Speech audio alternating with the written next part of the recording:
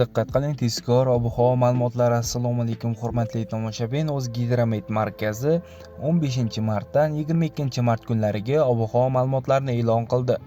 Bunga ko'ra, respublikamizning barcha hududlarida havo biroz o'zgaruvchan bo'ladi.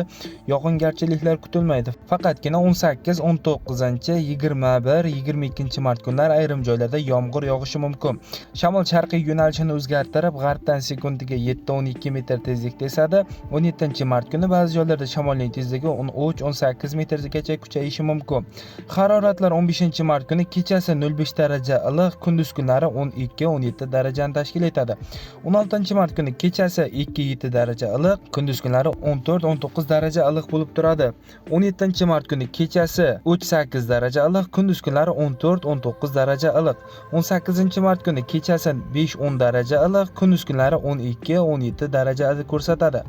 19-martga kelib havo haroratlari kechalari 5-10 daraja, kunduz kunlari 15-20 darajagacha ko'tariladi. 20-mart kuni kechasi 5-10 daraja, kunduz kunlari 17-22 daraja iliq bo'ladi. 21 hamda 22-mart kunlari esa kechalari 7-12 daraja iliq, kunduz kunlari 17-22 darajani ko'rsatadi. Respublikamizning tog' oldi va tog'li hududlarida ham havo o'zgaruvchan bo'ladi.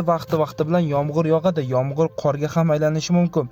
16-mart kuni yog'ingarchiliklar kutilmaydi, ba'zi joylarda tuman tushib turadi. Sharqiy shamol yo'nalishini o'zgartirib, g'arbdan sekundiga 7-12 metr tezlikda esadi.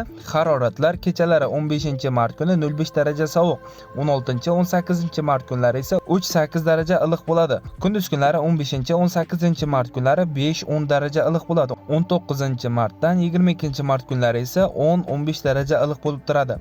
Sizlarga yetkazmoqchi bo'lgan xabarlarim shulardan iborat edi. E'tiboringiz uchun rahmat. Sog' bo'ling, salomat bo'ling.